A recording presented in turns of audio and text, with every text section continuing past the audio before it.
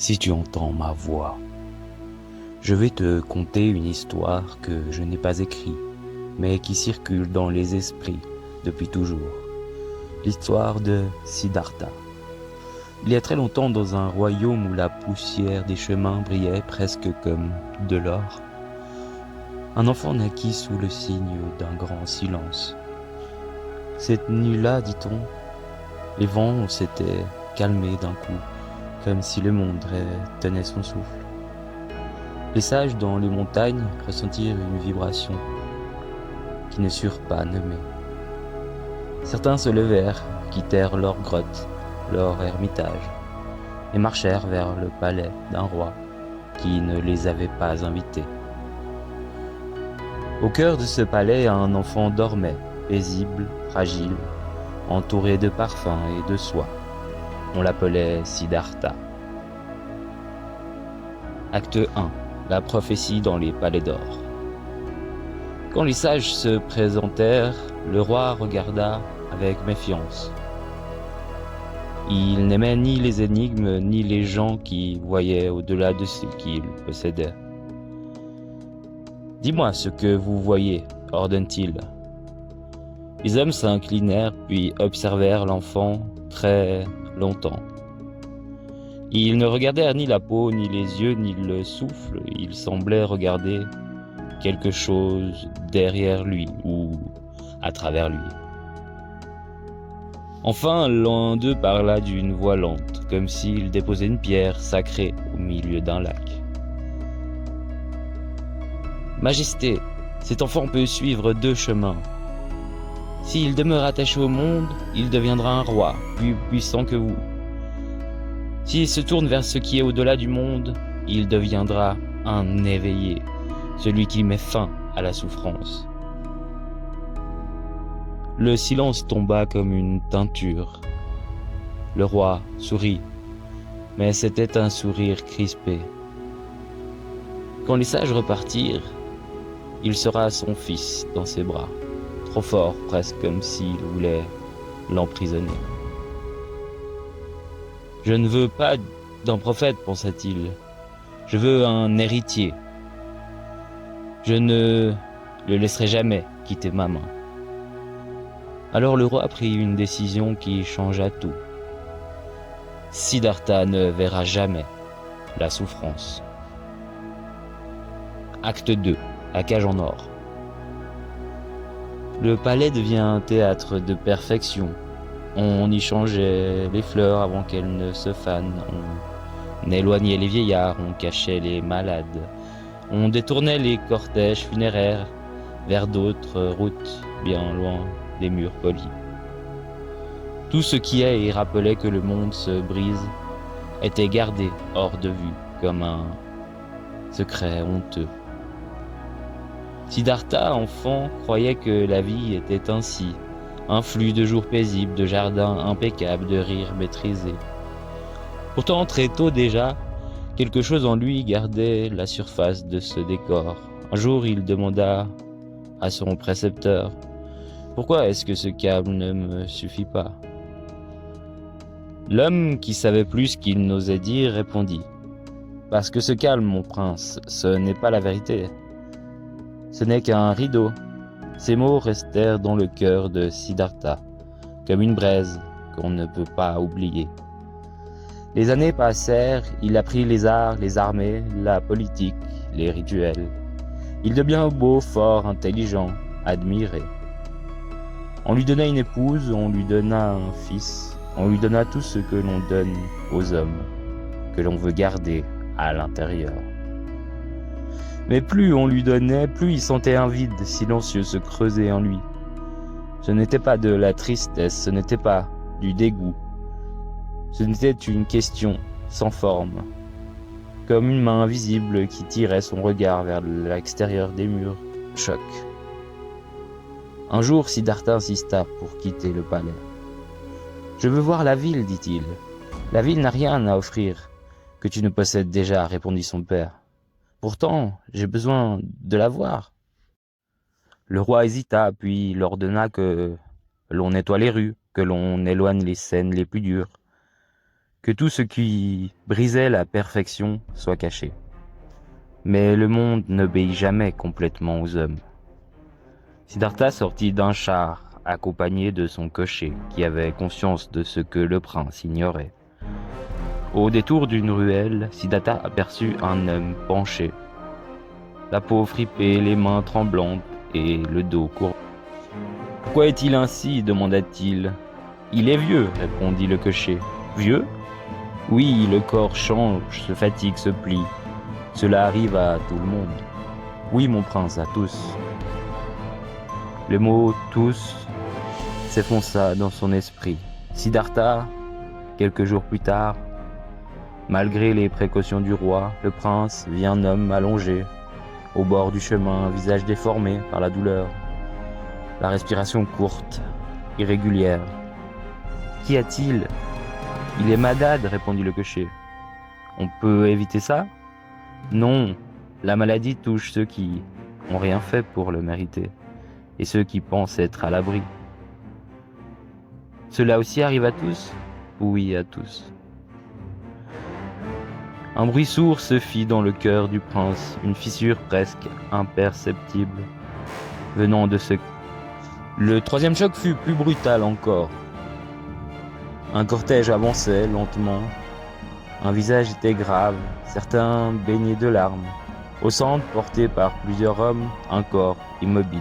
« Qu'est-ce ? » ?»« Un homme qui ne respira plus jamais, répondit le cocher. « Il dort ? Non, mon prince. On appelle cela la mort.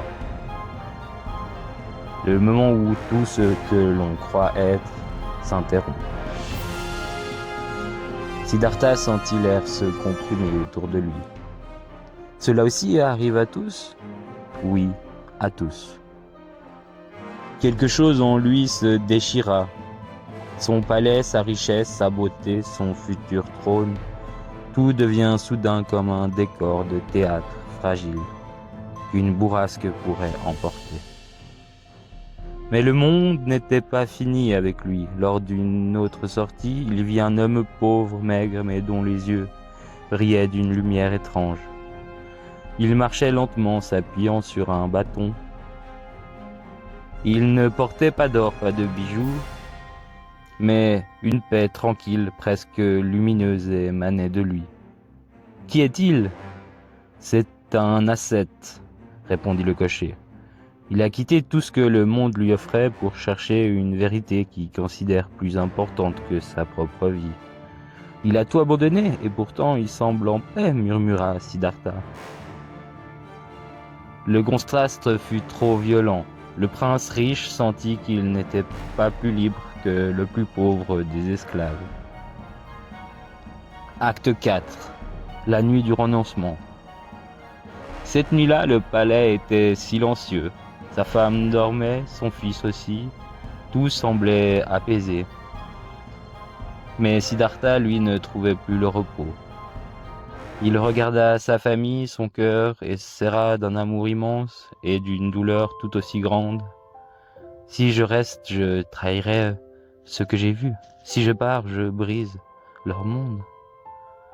Il n'y a pas de choix sans douleur. » Il comprit alors quelque chose de terrible et de lumineux à la fois. Les vérités ne se laissent pas atteindre sans sacrifice. Il se leva silencieux et flora la porte d'une dernière fois, comme pour bénir le monde qu'il s'apprêtait à quitter. Puis il quitta le palais comme on quitte une peau devenue trop étroite. Il laissa derrière lui ses bijoux, ses vêtements luxueux, son statut, son nom. Dans l'obscurité, un prince devient mendiant. Acte 5. Les années d'Axès. Le monde extérieur n'avait rien de la douleur des jardins du palais. La poussière collait, la faim creusait, le froid entrait dans les os. Siddhartha rejoignait des groupes d'ascètes qui cherchaient aussi une sortie à la souffrance. Ils se privaient de tout, de nourriture, de sommeil, de confort. Ils luttèrent contre leur propre corps comme on lutte contre un ennemi. Siddhartha se jeta dans cette bataille. Il jeûna jusqu'à sentir sa peau collée à ses os. Il s'assit des heures entières dans des postures douloureuses, sous la pluie, sous le soleil brûlant, jusqu'à ce que les tempêtes intérieures ne fassent plus de bruit à l'extérieur de lui. Les années passèrent, son corps n'était plus qu'une ombre, ses compagnons le regardaient avec admiration. « Tu es allé plus loin que nous tous, lui disait-il, tu es presque hors de ce monde. » Mais lui savait. Il savait qu'il souffrait encore, qu'il avait peur encore, qu'il n'avait pas trouvé ce qu'il cherchait. Parfois, la nuit, quand ses os lui faisaient mal, quand son cœur battait trop lentement, il se demandait: ai-je quitté une illusion pour en épouser une autre? Un matin, au bord d'une rivière, il tenta de se lever et tomba. Son corps ne baissait plus, son cœur cognait faiblement, son esprit épuisé flottait. C'est à ce moment-là qu'une vérité le frappa, simple, claire, implacable. Je combats l'excès par un autre excès. Je fus un extrême pour m'enchaîner à une autre. C'était toujours la même prison. Alors il se souvient d'une image, celle d'un musicien accordant une corde. Si elle est trop tendue, dit le souvenir, elle casse. Si elle est trop lâche, elle ne donne aucun son. Entre les deux se trouve le point juste. La voix du milieu venait de se révéler. Au moment où il comprenait cela, une jeune femme des villages voisins l'aperçut. Elle portait un bol de riz. Elle décida, sans savoir qui il était, de lui offrir ce repas. Certains ascètes qui l'entouraient le jugeaient. « Tu abandonnes ?» lui dit-il. « Tu cèdes au plaisir ?» Mais Siddhartha, en prenant le bol entre ses mains, tremblantes, se sentit ni plaisir ni faiblesse. Il sentit un retour à la vie.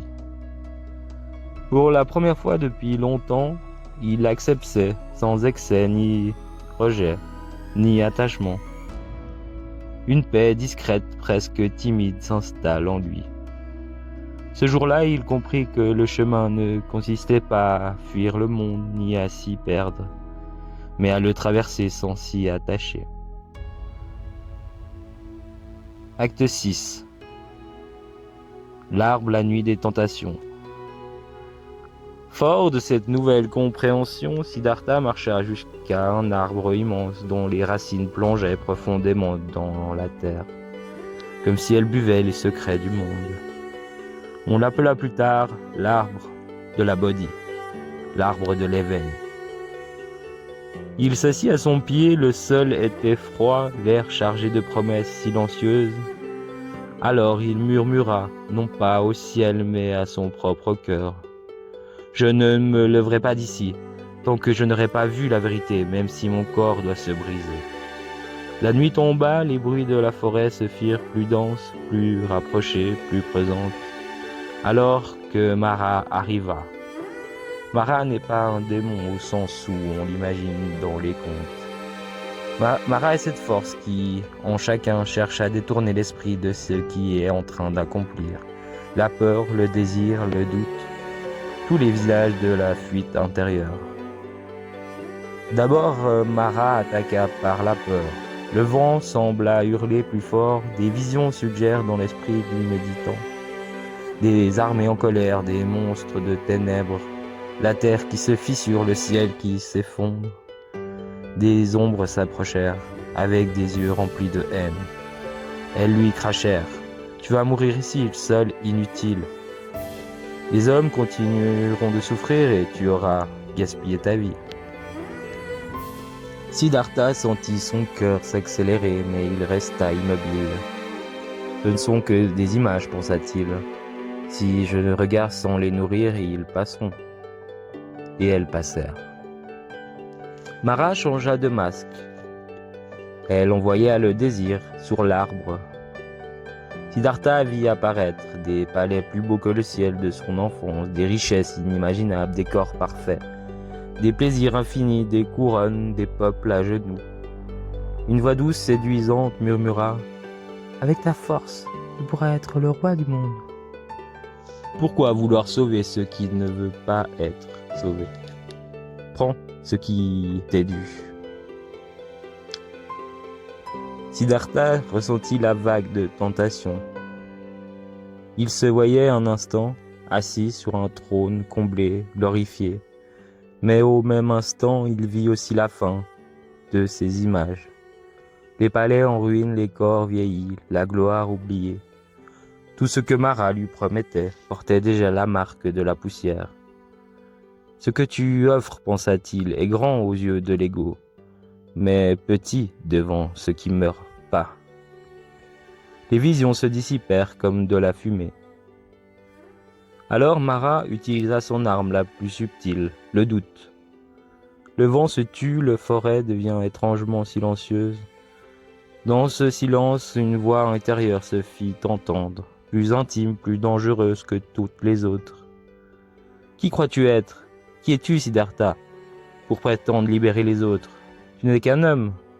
Tu as souffert, tu as fui, tu as tâtonné, échoué, erré, et maintenant tu veux trouver ce que personne n'a trouvé. C'est de l'orgueil.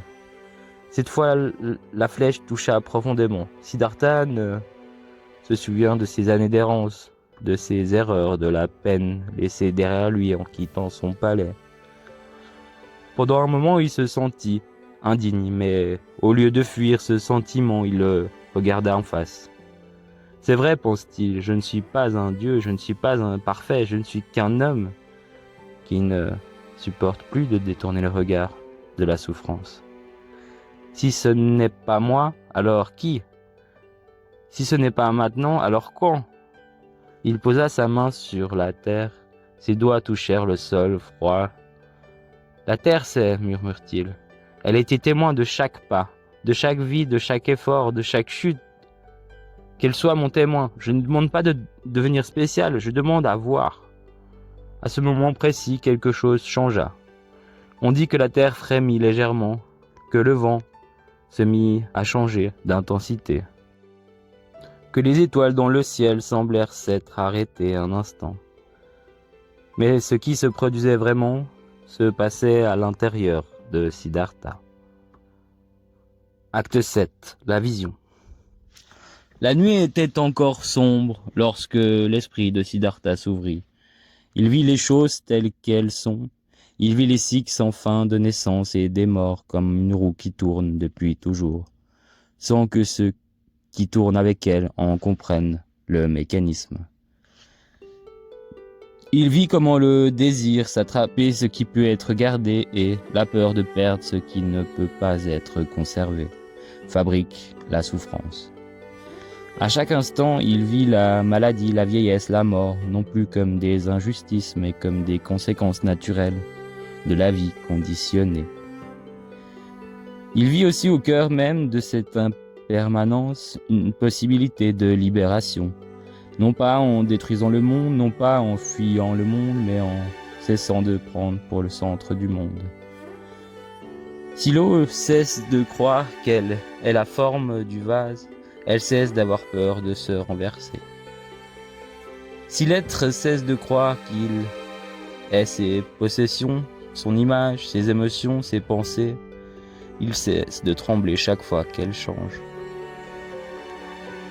Alors une compassion énorme s'ouvrit en lui, comme un océan qu'on aurait retenu trop longtemps, derrière un barrage. Il vit que chaque être, même le plus cruel, même le plus ignorant, agit par peur et pas par confusion. Comment les haïr alors qu'ils se débattent dans l'obscurité, avec les yeux bandés? Lorsque l'aube se leva, les premiers rayons de soleil posèrent à travers les feuilles de l'arbre de la Bodhi. Ils vinrent toucher le visage de Siddhartha. Ses yeux s'ouvrirent. Il était toujours l'homme qui s'était assis là la veille, mais quelque chose en lui avait basculé. Il se réveillait pas seulement d'une nuit, il se réveillait d'un long sommeil intérieur. On dirait qu'à cet instant, Siddhartha devient Bouddha, celui qui est éveillé.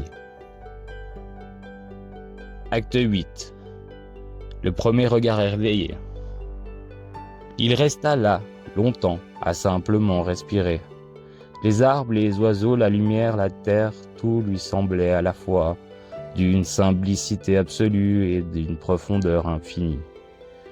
Il vit un ver de terre se tortiller dans le sol pour fuir la chaleur. Il sentit pour lui la même compassion que pour les rois et les mendiants. Il vit un homme passer au loin, fatigué par sa vie, et sut, sans le connaître, que cet homme portait un poids qu'il croyait être le sien, mais qui, en réalité, n'était qu'une histoire répétée de génération en génération. Le Bouddha aurait pu rester là, dans la paix, loin du bruit, loin des questions. On raconte même qu'il hésita. Ce que j'ai vu est si subtil, si contraire aux habitudes du monde, se dit-il. Comment pourrais-je l'expliquer à ceux qui n'ont pas encore pressenti ce manque en eux? Ils se moqueront, ils me rejetteront, ils me transmettront peut-être en idole, alors que ce n'est pas moi qui compte. C'est ce qu'ils peuvent voir en eux. Il pensa se taire, mais la compassion était devenue trop grande pour être contenue. Elle n'était pas une émotion, elle était une intelligence, un mouvement naturel du cœur lorsqu'il cesse de se défendre contre tout. Alors il se leva. Chaque pas qu'il fit à partir de ce moment était une page d'enseignement, mais aussi un pas d'ami, un pas de frère envers tous les êtres.